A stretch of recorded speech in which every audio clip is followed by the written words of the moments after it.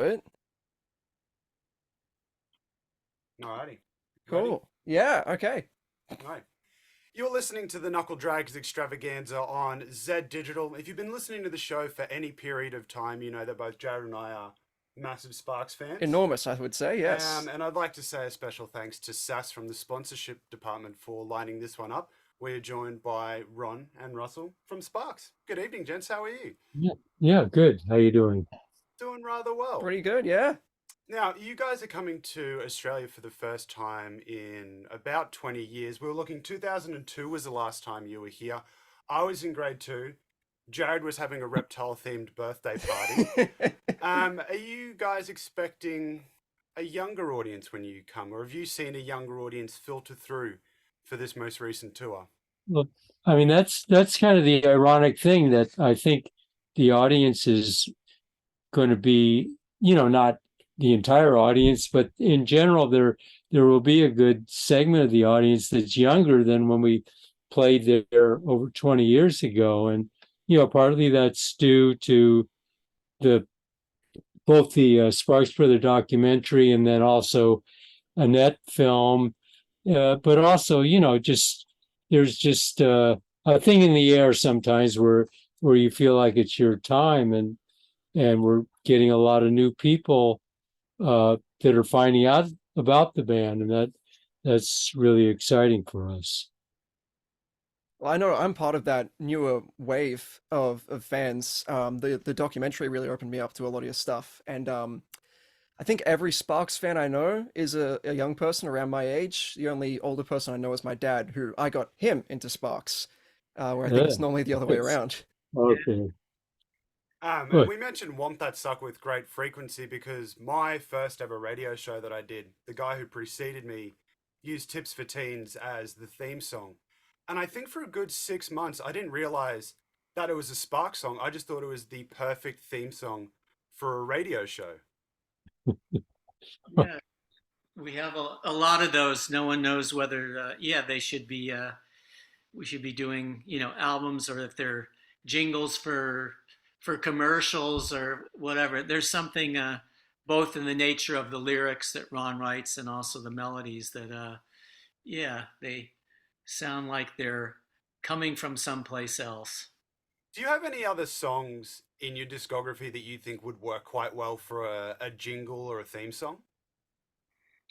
Well, I don't know about jingles so much, but we've had quite a few songs that have been used in, in TV shows. That the producers and directors of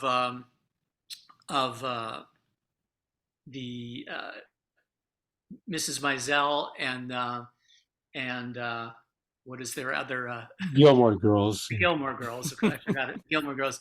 They've used our Spark songs in so many episodes of both Gilmore Girls and the Amazing Mrs. Maisel, and so and there's the Yellow Jackets show that they're using a Spark song, and there's a few upcoming things that are going to be using Spark songs. So there's been quite a few instances where people from TV in particular picked up on us, and there's we've had songs that have been used.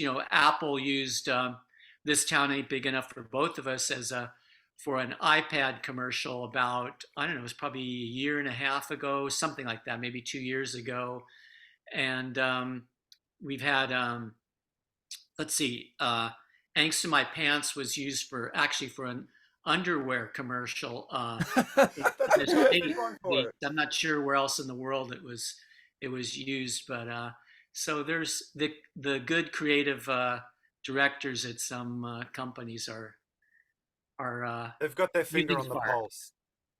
Or they just have good taste. I mean, it's a bit of both, isn't Yeah, it? I would say so. On the topic of taste, we mentioned there you guys are coming to Australia for the first time in a bit over 20 years. The recent album, This Girl Is Crying and Her Latte, is coming out. And I was reading in an interview that you guys are particularly excited to get back to having flat whites because it doesn't seem like too many people in the States know what a flat white is.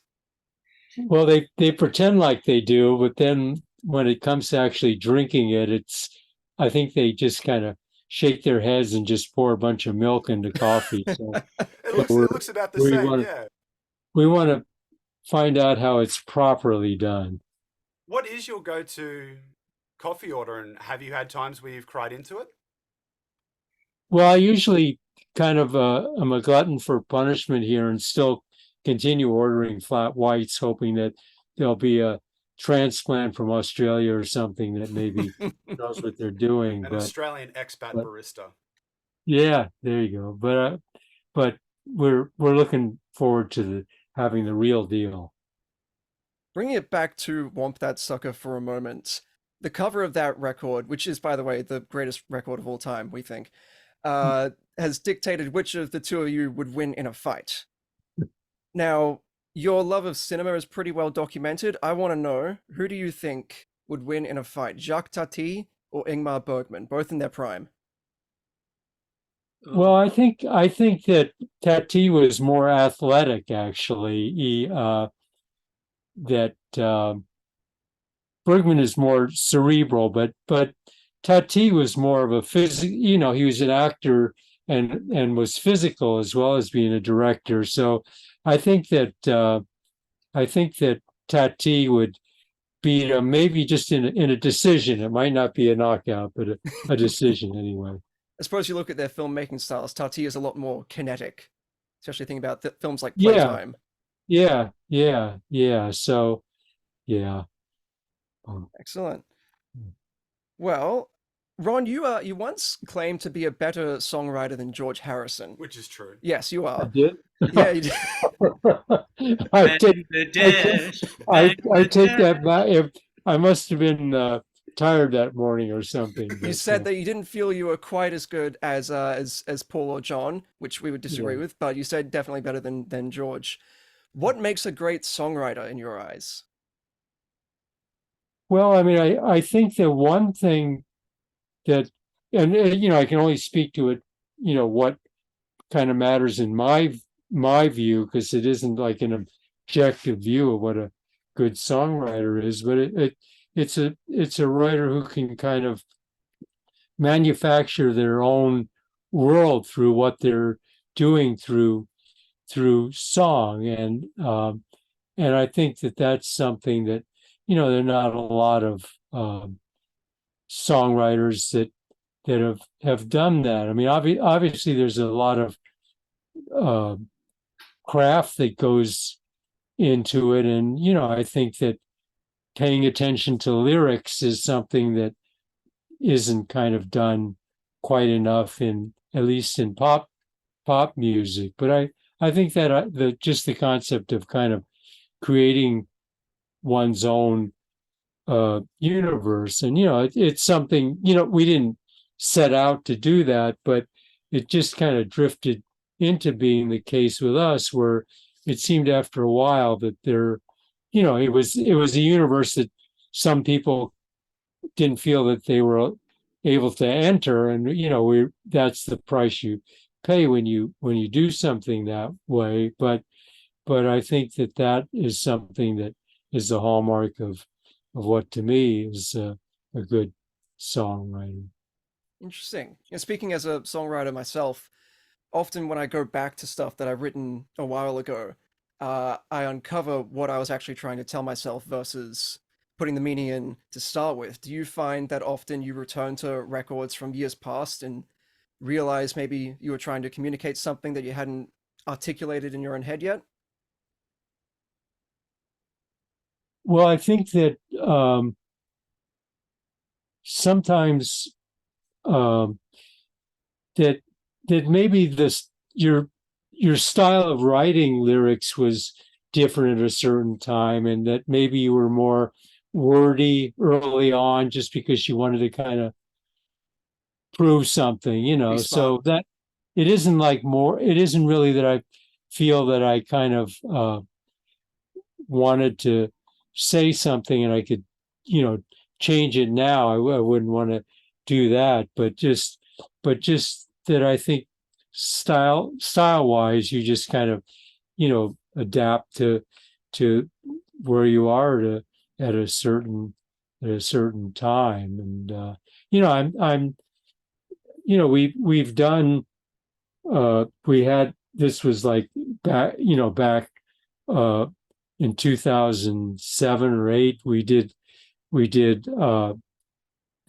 we at that time we had 21 albums, and so we performed all of them in order and in the sequence of the albums as well. And so I got to see that I was actually surprised that most of them really, most of the songs stood up, because there's times where an album doesn't do as well commercially, and you think that there's something inherently inferior about it. But it really was a case where if the presentation is kind of equal, which it was when we were performing those night after night, that there was kind of a quality to pretty much everything we've done. I mean, there are a few things that you wish that maybe you'd been a better editor on, but aside from that, it was kind of surprising that way. I want to combine two things that you've mentioned there for this next question. So that was 2007, 21 records. Now we're 2023. How do you self-edit the set list coming up with such an extensive back catalogue? Is there certain things that are going to hit well with the audience? Or is there ones that you look back and go, that was a really good song, we should bring that one back? Like Tips for Teens maybe on this next tour. We really should have started a petition for that. We should have. Yeah, it's hard because if you figure our shows have been about 21 or 22 songs long, and we have about it's probably like 400 songs now.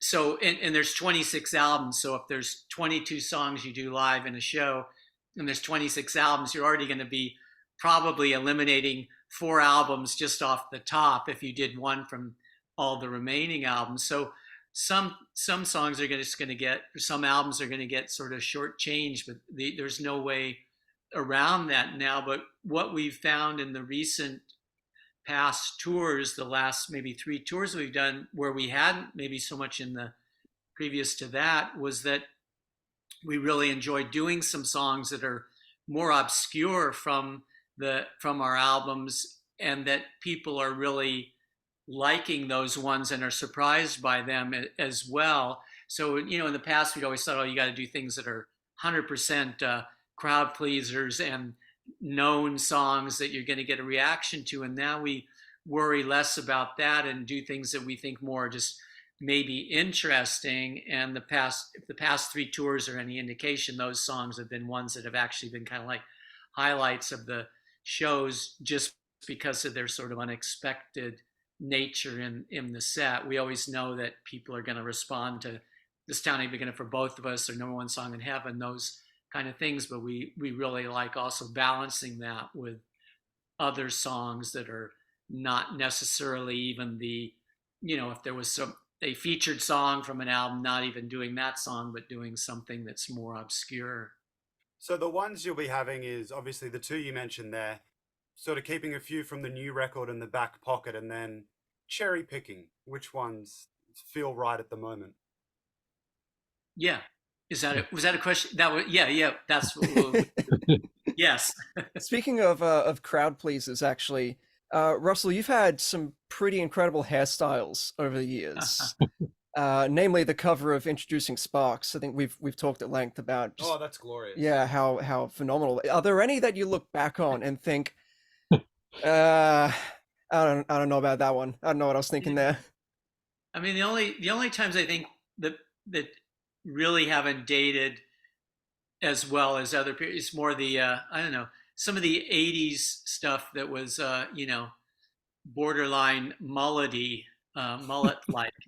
Those ones date less well than some of the others. Even the earlier ones before that date better than that. But that's the risky run if you if you place importance on things like how you look and style and things like that. That style and all is ephemeral and changes, and so if you go for something that's that you think is works for that time period, it may not work for another time period. Ron's been lucky because he kind of has stuck with one basic look. I mean, the first two albums, it was a different look, though. The Sparks album and Wolf and Tweeter's Clothing, but after that, it's been kind of more consistent. So he hasn't had to suffer through good and bad fashion periods. I wanted to go ephemeral, but it wasn't working for me. So, Well, oh, do you have one? I do indeed. Go for You it. guys did the NPR Tiny Desk concert recently, and that's just got a great collection of people who have been a part of it. Was it an interesting experience for you playing in such a small space and then paring back the sound? Like, talk us through what that experience was like. Well, for a group like ours, we actually we understand kind of the the popularity of that show, but it's also there's some sort of basic flaw in our opinion to the format of it, where so much of what music is for what is it now, since the late 40s or something, there's been the thing of effects used and reverb on everybody, everybody live when you perform. And we understand the concept more of just, of doing scaled down,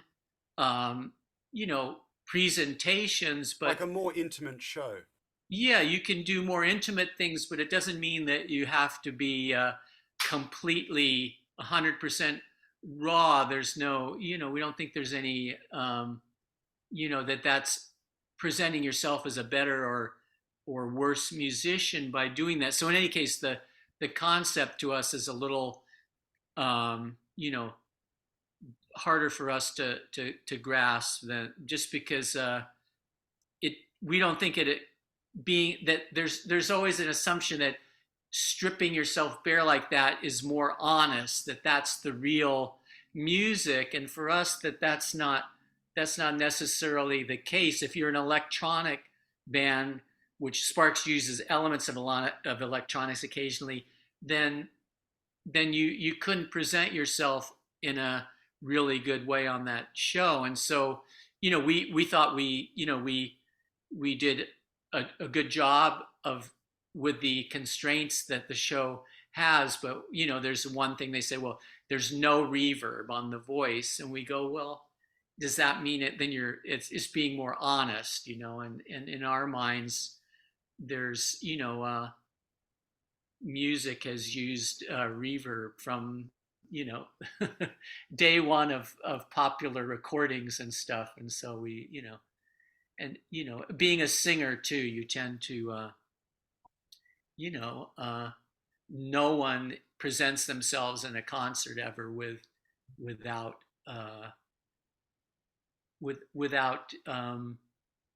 things like reverb and stuff. So Even anyway, pitch correction live is becoming more and more possible. yeah. Yeah. So And for a singer like Russell, it isn't a case of hiding anything. It's like it kind of adds to the expression and the the atmosphere and the ambience, and is kind of a part of the song. So we felt that it went well, but it was kind of an awkward situation for us, where bands that are maybe a little more folky, I don't mean that in a pejorative sense, sorry, but just just that it kind of works to their advantage more, where we kind of see things more in a grandiose kind of way. Very cool. Very interesting. I think that's us around the 20-minute mark. So I guess Okay. we're calling it there.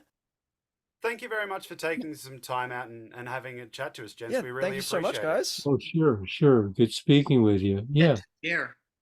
Yeah. Cool. What city are you in? Brisbane. Brisbane. Brisbane.